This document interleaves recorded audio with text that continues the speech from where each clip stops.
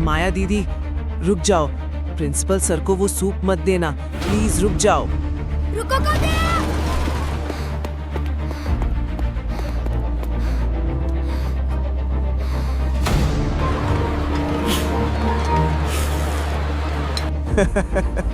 मैंने पूरी बोतल कड़वे सिरके की डाल दी है। अब जैसे ही प्रिंसिपल इसे पिएंगे, टॉम और माया स्कूल से बाहर। माया, ये सूप?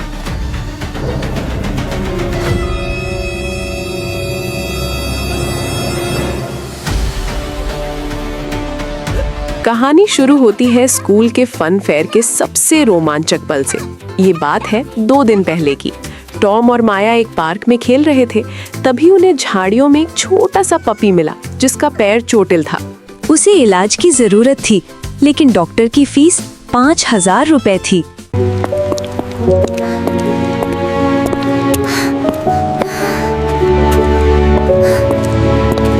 दीदी, हमारे पास तो गुल्लक में सिर्फ थोड़े से पैसे हैं, हम इस शेरू को कैसे बचाएंगे? हिम्मत नहीं हारते टॉम, परसों स्कूल में फन फेयर है, हम वहाँ खाने का स्टॉल लगाएंगे। अगर हम मेहनत करेंगे तो शेरू के इलाज के पैसे जरूर जमा हो जाएंगे। हाँ, हम दुनिया का सबसे टेस्टी खाना बनाएंगे। The next day.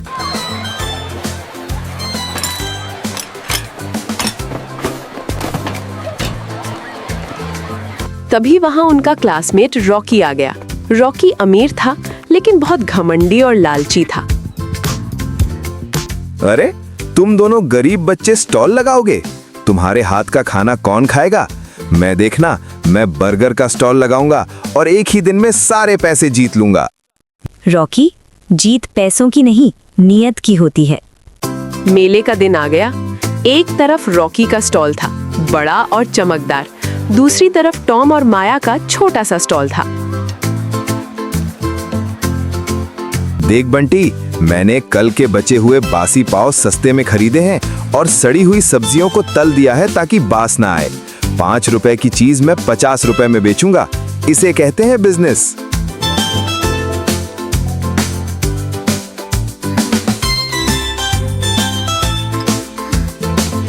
दीदी, हम सिर्फ 10 रुपए क्यों ले रहे हैं? हम भी 50 रुपए ले सकते हैं ना? नहीं टॉम, ये मेला बच्चों के लिए है। कई बच्चों के पास ज्यादा पॉकेट मनी नहीं होती। अगर हम सस्ता और अच्छा खिलाएंगे तो सब पेट भरकर खा सकेंगे।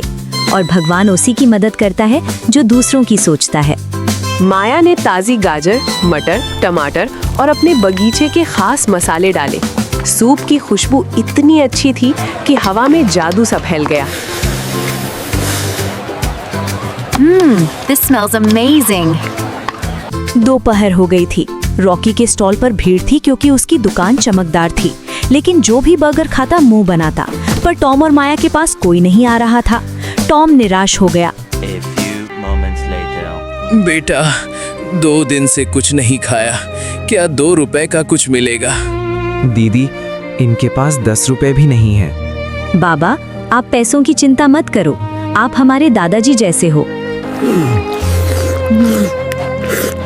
आहा, क्या स्वाद है। सूप पीते ही बाबा के चेहरे पर रौनक आ गई। उन्होंने अपनी झोली से एक पुरानी लकड़ी की चम्मच निकाली। बेटी, मेरे पास पैसे तो नहीं है, लेकिन ये पुरानी चम्मच है। मेरी माँ कहती थी कि जो इसे ईमानदारी से चलाएगा उसका पतीला कभी खाली नहीं होगा और स्वाद कभी कम नहीं होगा। खुश रहो। और तभी चमत्कार हुआ और खुशबू पूरे मेले में फैल गई।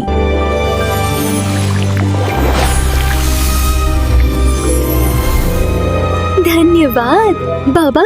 उस खुशबू का असर ऐसा हुआ कि बच्चे रॉकी की लाइन छोड़कर टॉम और माया की तरफ दौड़ पड़े। वाह, ये सूप तो बहुत टेस्टी है। और सिर्फ 10 रुपए में? मुझे 2 और चाहिए। आज तो सिक्के गिनना मुश्किल होगा।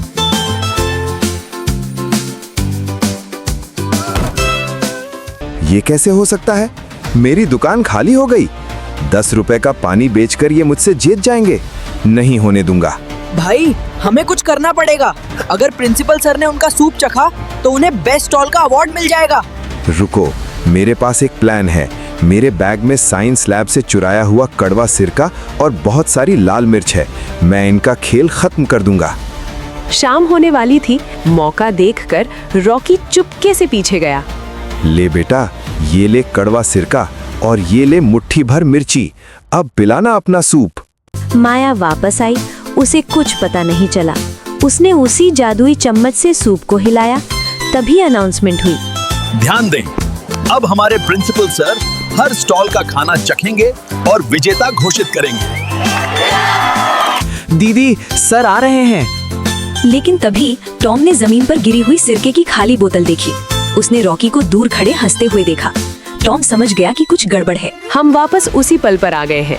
टॉम चिल्लाया, लेकिन तब तक माया सूप दे चुकी थी। अब ये थूक देंगे, अब ये चिल्लाएंगे। ये सूप तो लाजवाब है। ऐसा खट्टा मीठा और चटपटा स्वाद मैंने आज तक नहीं चखा। इसमें जो तुमने खटास और मिर्च का बैलेंस डाला है वो कमाल है। हैं? ये कैसे हो सकता है?